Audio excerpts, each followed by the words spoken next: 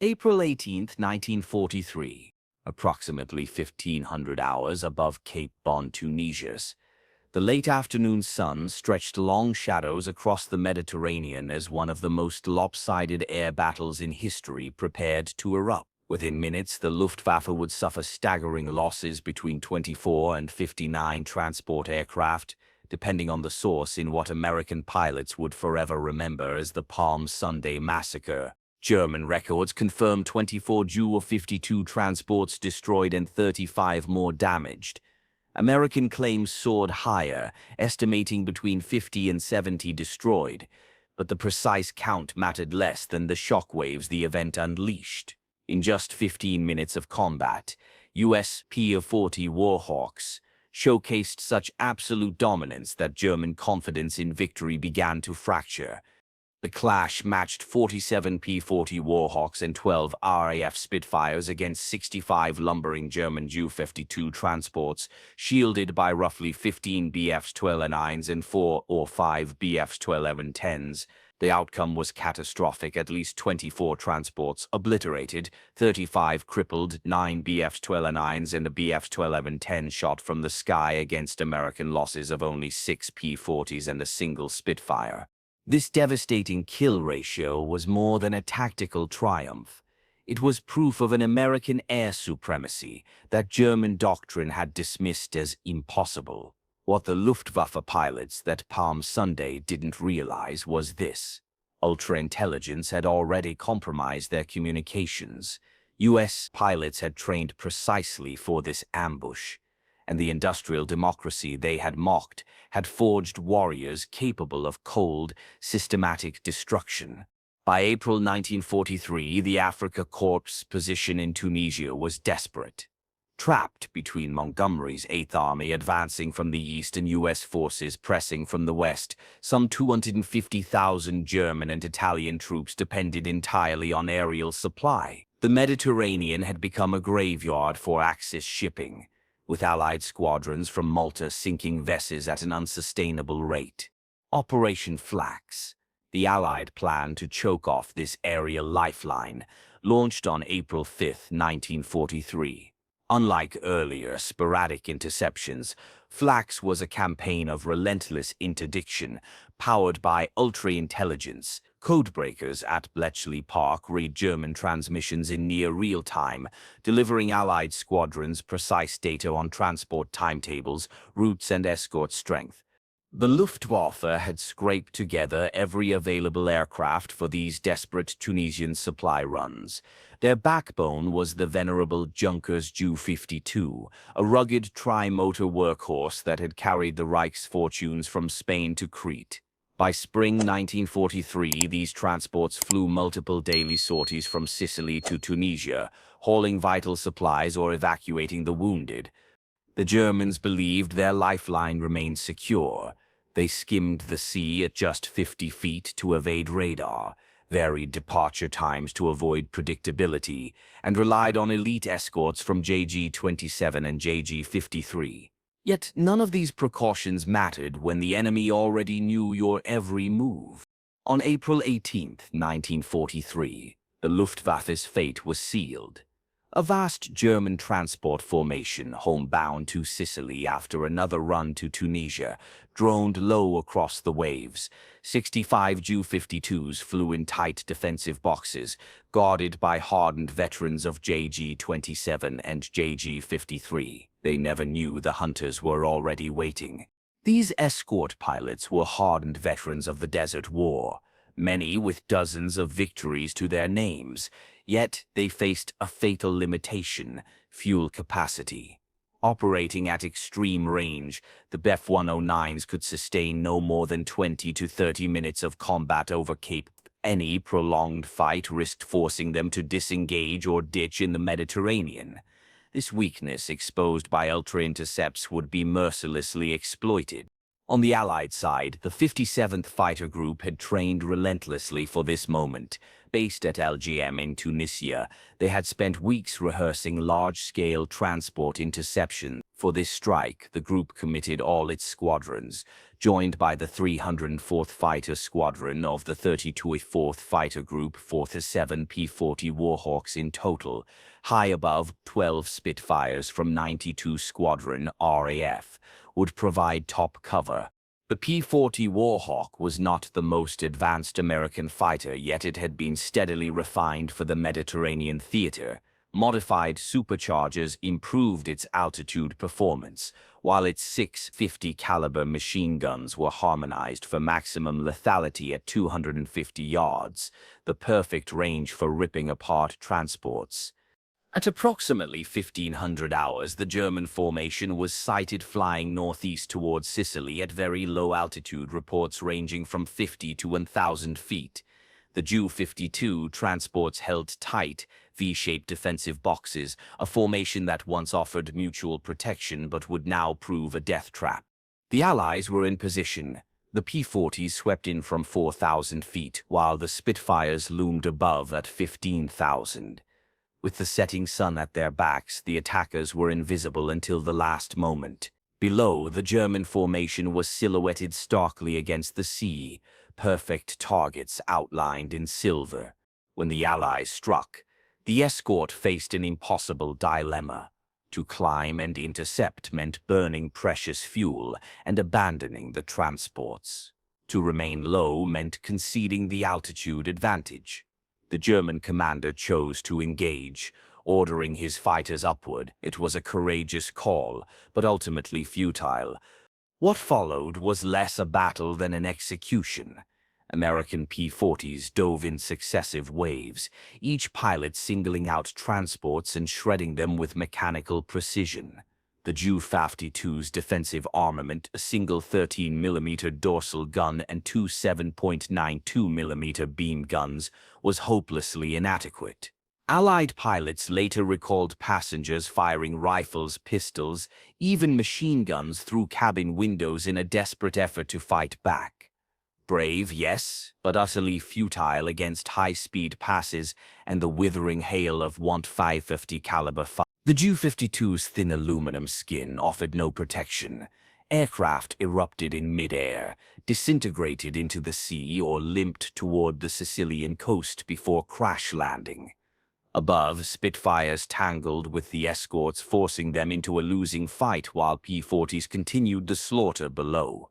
German pilots later described the agony of watching helplessly as their charges burned, powerless to save them while locked in combat for their own survival. Within minutes, the Mediterranean was strewn with flaming wreckage. German records confirm the devastation: 24 Ju-52s destroyed outright, 35 so badly damaged most never flew again. Official losses listed 20 aircrew killed, 28 wounded, and 50 missing, numbers that likely reflect only flight personnel. For the transports carried far more than just crews. On board were ground staff, administrators, wounded soldiers, and highly trained specialists, men whose loss could never be replaced. Each destroyed transport represented not just material loss, but human tragedy. These were not front-line combat troops, but the backbone of the Luftwaffe's war machine. Mechanics who kept aircraft flying, radio specialists who maintained communications, medical staff evacuating the wounded. Their loss crippled German operations as surely as the destruction of entire combat units. American losses were comparatively light: 6 P-40s and 1 Spitfire, their pilots either killed or captured. The disparity was staggering, a kill ratio of at least 41, and possibly as high as 10-1 depending on which figures are used, made plain the tactical dominance achieved by the Allies. Declassified records reveal how decisive ultra-intelligence was in orchestrating the Palm Sunday Massacre. Allied codebreakers had supplied complete details of the German transport schedule days in advance. American planners knew not only the number of aircraft and their routes, but also escort strength and even cargo manifests.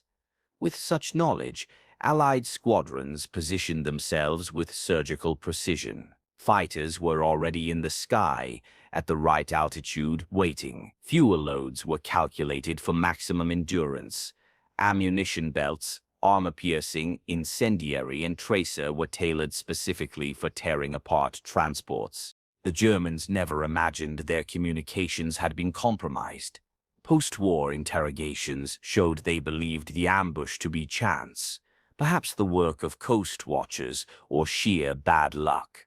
The notion that Enigma had been broken never crossed their minds. That blind spot allowed the Allies to continue exploiting their advantage long after.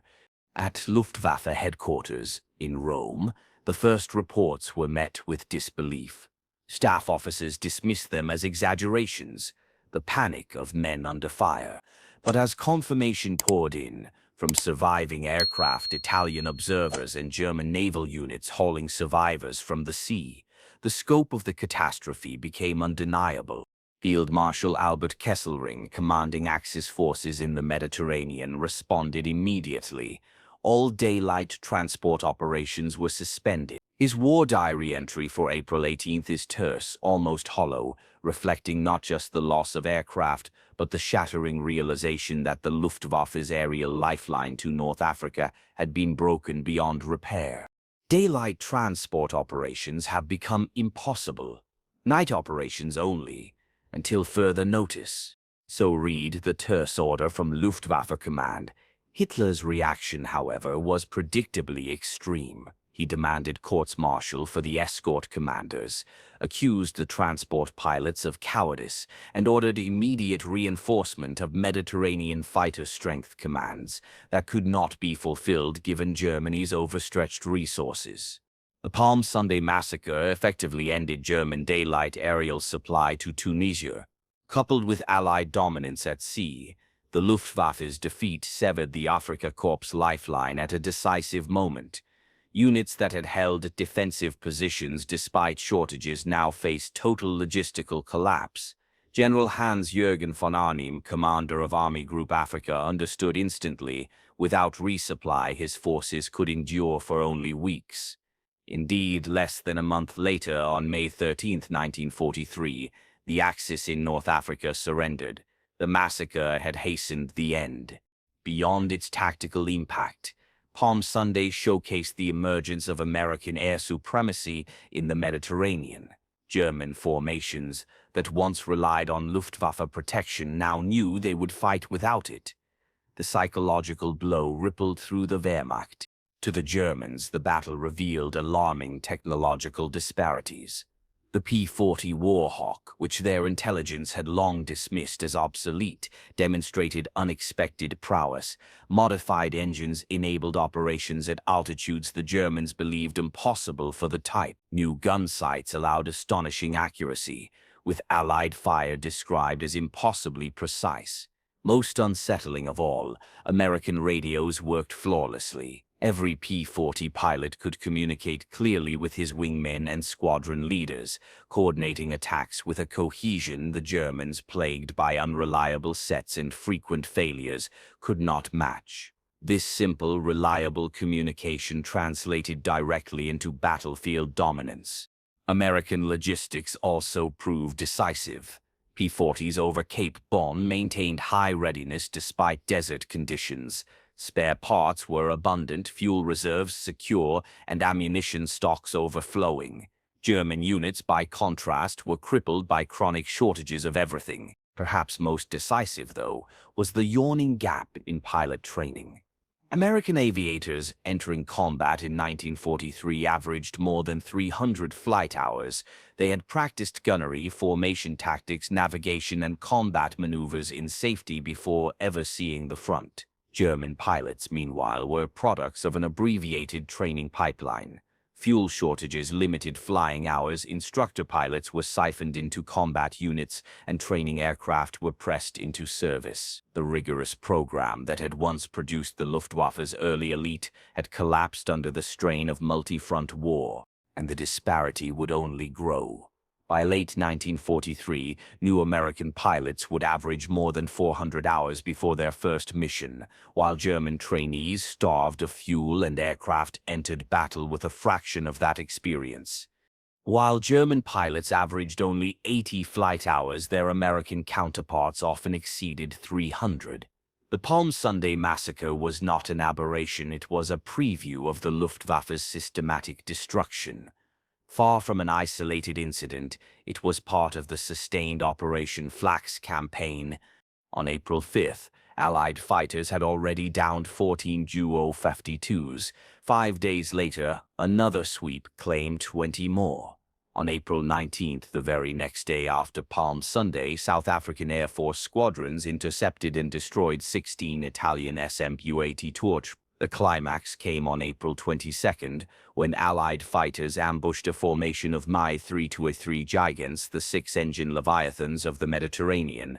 14 of the 16 were shot down, each loaded with 12 tons of desperately needed fuel of 38 crew aboard. Only 19 survived. In less than 3 weeks, over 100 Axis transports had been destroyed. The Luftwaffe's transport fleet never recovered. The aircraft were irreplaceable, but the loss of trained crews was even more devastating. Each Ju-52 carried a pilot with hundreds or even thousands of hours of experience, a co-pilot, and a trained radio operator gunner, skills that took years to cultivate.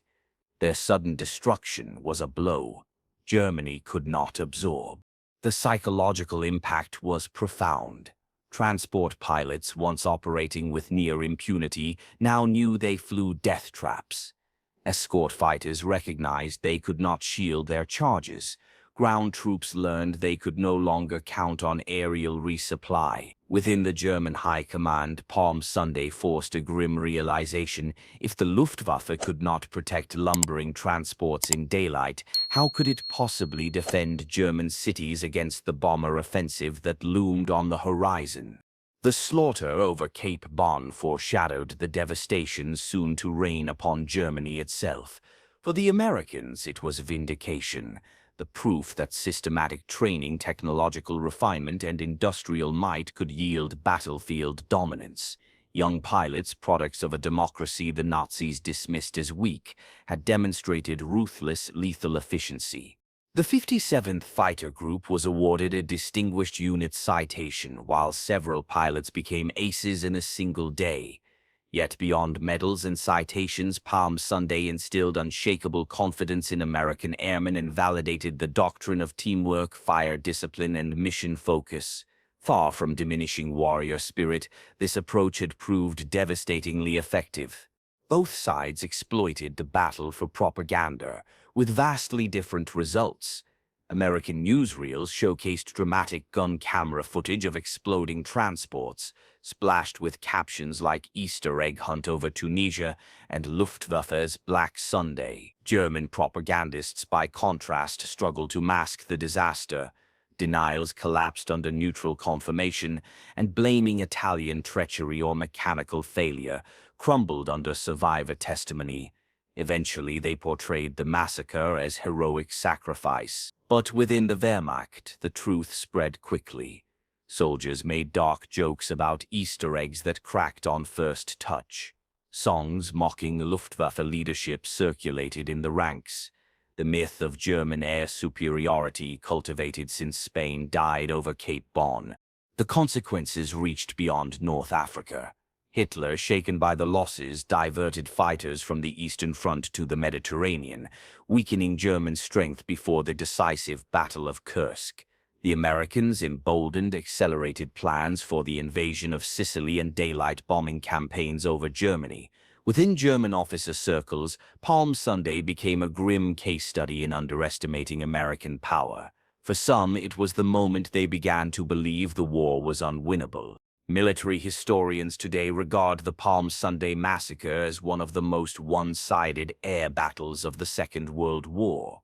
While figures differ, German records cite 24 Ju-52s destroyed and 35 damaged. American claims rise as high as 70. The strategic impact is unquestioned. The battle demonstrated principles that would shape air warfare thereafter. Intelligence superiority enables tactical surprise. Technology must be harnessed systematically. Training outweighs mere combat experience, coordination triumphs over individual heroics, and industrial power translates directly into battlefield dominance. Modern air forces still study Palm Sunday as a textbook example of interdiction, the systematic destruction of enemy transport capability through intelligence planning and precise execution. Over Cape Don in the spring of 1943, the Allies wrote a blueprint for modern air campaigns. The Palm Sunday Massacre raises uncomfortable questions about the nature of modern war. The German transports were legitimate military targets, carrying vital supplies to enemy forces, yet they were also filled with human beings, many of them non-combatants, medics, administrators, wounded men. Their deaths were as tragic as they were inevitable. American pilots carried complex emotions about their victory.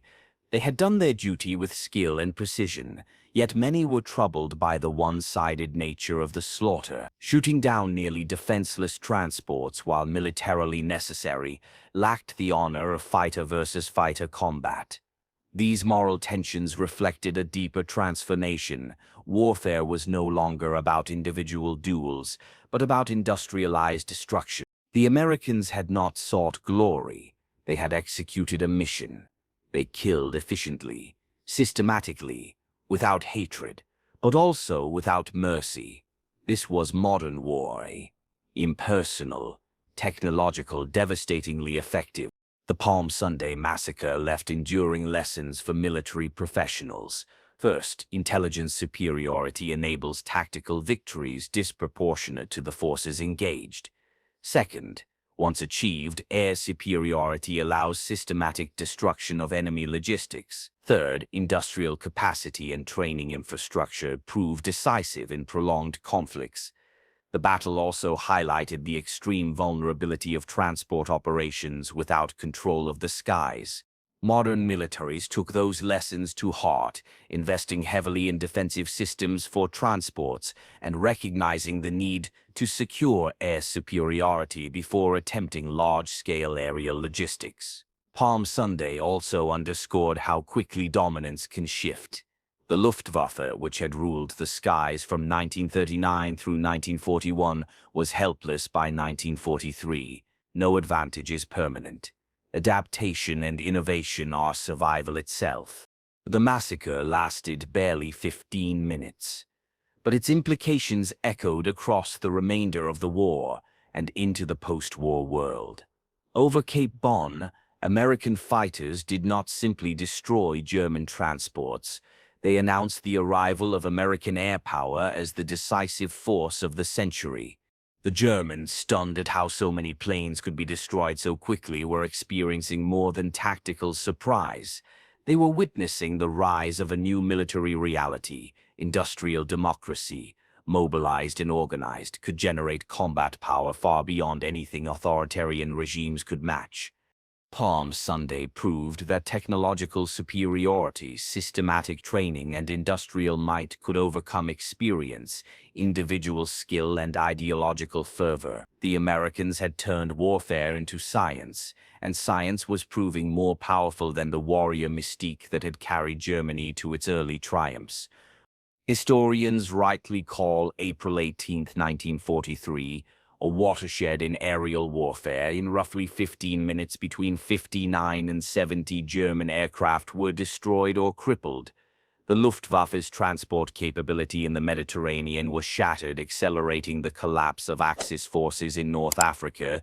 More importantly, Palm Sunday demonstrated the effectiveness of American doctrine. Training, technology, intelligence, and logistics fused into overwhelming combat power. The transport crews who lifted off from Tunisia that afternoon expected a routine return to Sicily. Their escorts, hardened veterans, believed they could protect them. Within minutes, both illusions were gone, destroyed alongside their aircraft. The Americans had not just won a battle, they had unveiled a new way of war. Palm Sunday marked the end of the age of the lone warrior race and the dawn of systematic technological air power. The Germans, shocked beyond belief, were correct in one sense. What they saw was not merely defeat, but the birth of American air supremacy that would shape the remainder of the war and the post-war era itself. In the end, Palm Sunday proved a fundamental truth of modern conflict. Victory belongs not to the bravest or the most experienced, but to those who can most effectively combine intelligence, technology, training, and industrial capacity into crushing combat power. On April 18, 1943, over the glittering blue waters of the Mediterranean, American fighters demonstrated that truth with devastating clarity. The Germans could not believe it, but belief was irrelevant. The planes were gone, the men were dead, and the outcome of the war was increasingly certain. The legacy of those 15 minutes endures. Air forces around the world still study Palm Sunday as a case study in interdiction, in the necessity of air superiority, and in the decisive role of intelligence in modern war. The Palm Sunday Massacre was not just a tactical victory. It was a preview of how wars would be fought and won in the modern age.